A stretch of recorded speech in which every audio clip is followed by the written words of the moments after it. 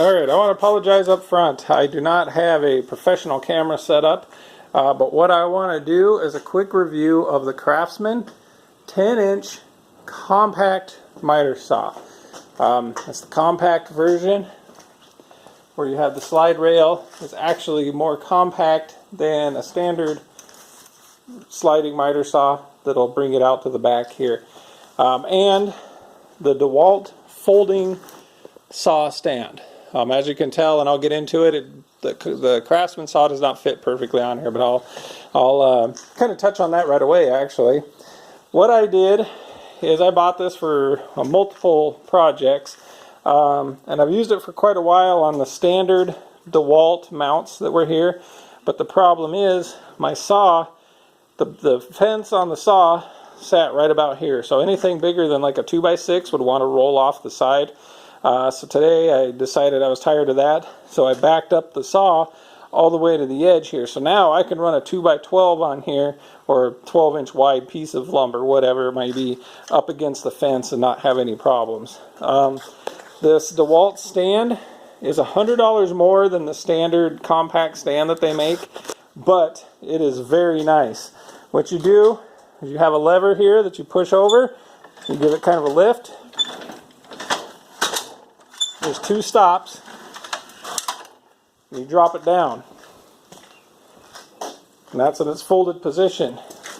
You can pick it up and roll it wherever you need to go, or just stand it up on end, just like that. Okay, let's get into the Craftsman saw itself. I needed a sliding miter saw, because my standard miter saw was not cut anything wider than about 6 inches, really. It was a 10-inch, but it didn't have the slide function. I started looking, and I came across, obviously, a lot of different brands. I compared Dewalt to Bosch to even as low as Ryobi's, a lot of different brands. And I'm a Craftsman fan. I've owned a lot of different Craftsman tools, and I really like their tools.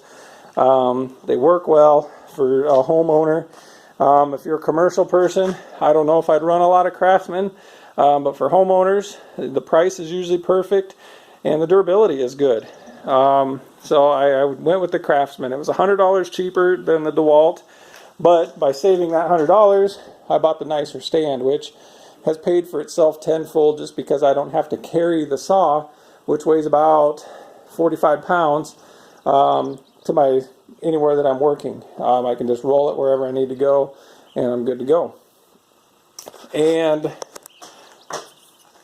with the saw, you get a laser sight on there. The laser sight has not been proven to be very accurate.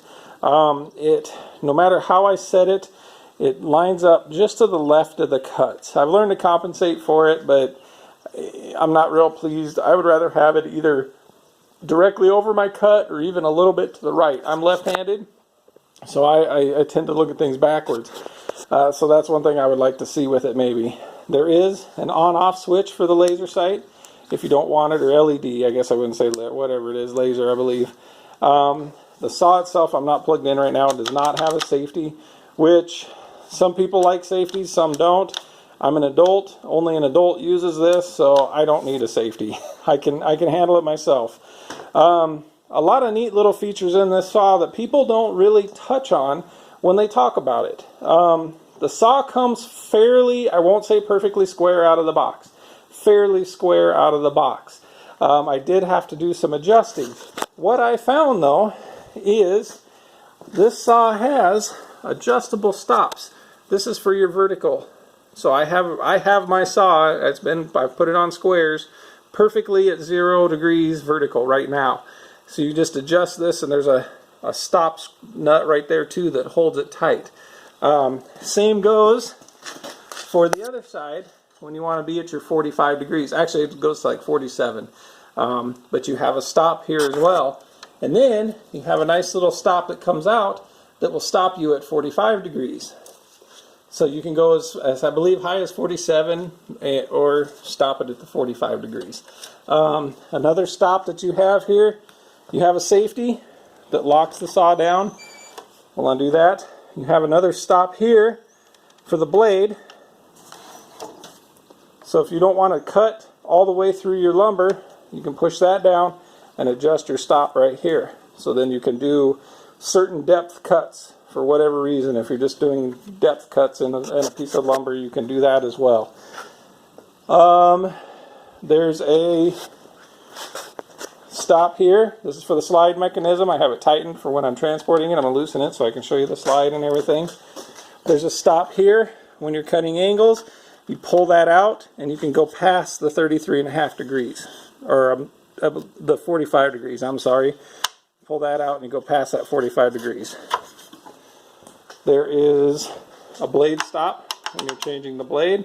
Touch on that real quick. I have the standard Craftsman 60 tooth blade. I've made well over a couple hundred cuts. Cuts perfect. I bought some Dewalt blades because I like the Dewalts, and I left this in just to see how it would cut. It cuts great. I haven't had any trouble with it. Nice smooth cut. I'll get into it later, but I just cut some MDF today, and these are the cuts on that MDF, and it's perfectly smooth. No splintering, no nothing. So it's a pretty decent blade for a factory blade on a saw. Another nice feature by the fence here, you have, if you're not running, this table has adjustable arms for your lumber so that you can slide these out. They go further than this, but slide them out here and you can lay your lumber on there. Here you also have one for smaller lumber, but you can also use it as a saw stop. So say you want to make a certain length cut, pull that out. I believe it goes 12 inches. That's how far out that goes. Set that down, lock it, don't have to worry about it. This side has the exact same thing, measuring stops and everything. It does have a removable fence here. When you're doing 45 degree cuts, you can slide this all the way. It removes completely, but if you slide it out that far, actually I think if you go that far or something like that, you don't have to worry about it. I don't make many 45s, so I don't have to worry about it. There is a bracket that you can put on here to hold lumber.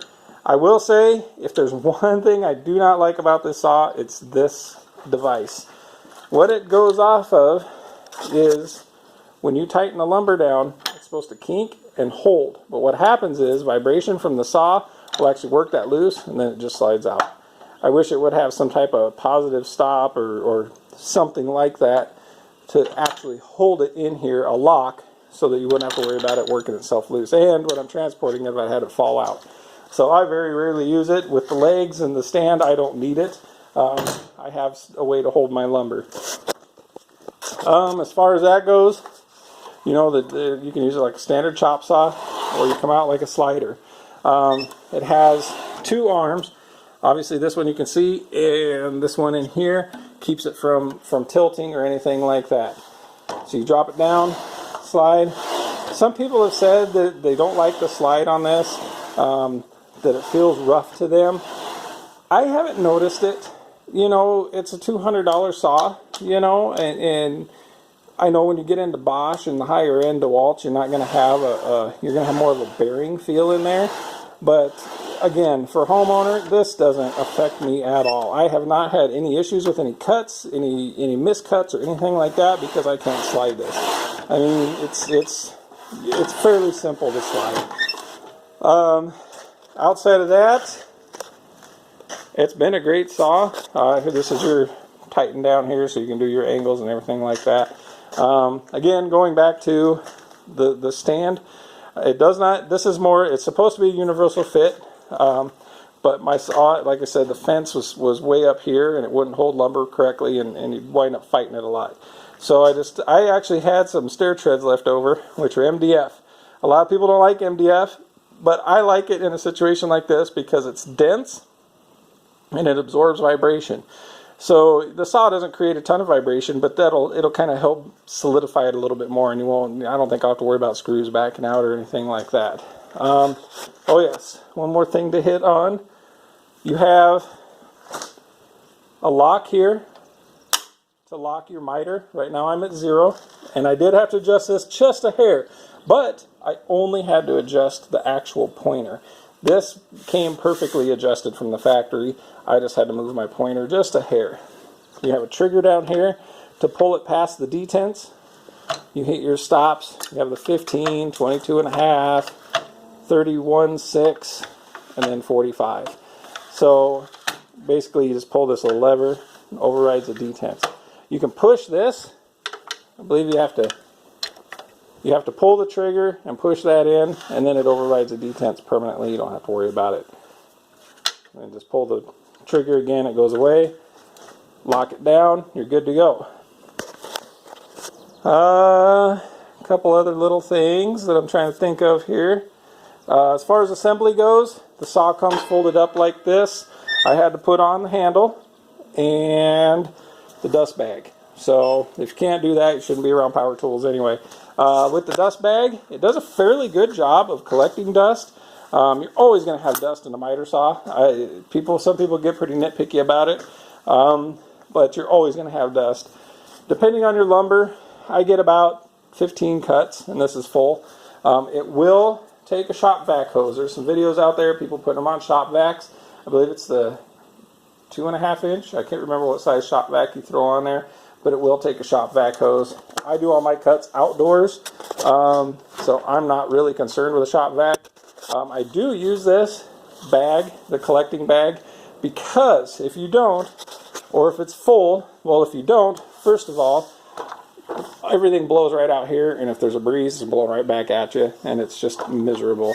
If the bag is full, back here behind your fence, this will just completely, you can see there's like some ground on sawdust on there, but this will just completely fill up with sawdust, and then what happens is when you cut, it winds up coming back and blowing back in your face.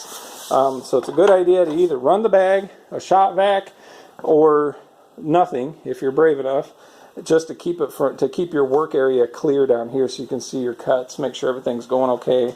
Don't have to worry about hitting a finger or anything like that. So, but I will say, you know, like I said, I enjoy Craftsman tools. I really like them. They work well for what I need. And for the money, you can't go wrong. It's a great saw. And I would highly recommend, if you're ever going to take your saw out of your garage, get one of these stands. It saves you so much headache. It locks. It's got 2 lock positions. It locks when it folds down to collapse. You can stand up perfectly vertical in your garage, get it up out of the way. It's definitely worth the money. So, but keep in mind, if you buy a Craftsman saw and some other brands and you try to put them on this mounting grid, you're going to have to do something like this in order to use your slides. Otherwise, you're going to use, you know, a small percentage of them, and you're not going to be happy with it. So that's all I had for today. Thank you.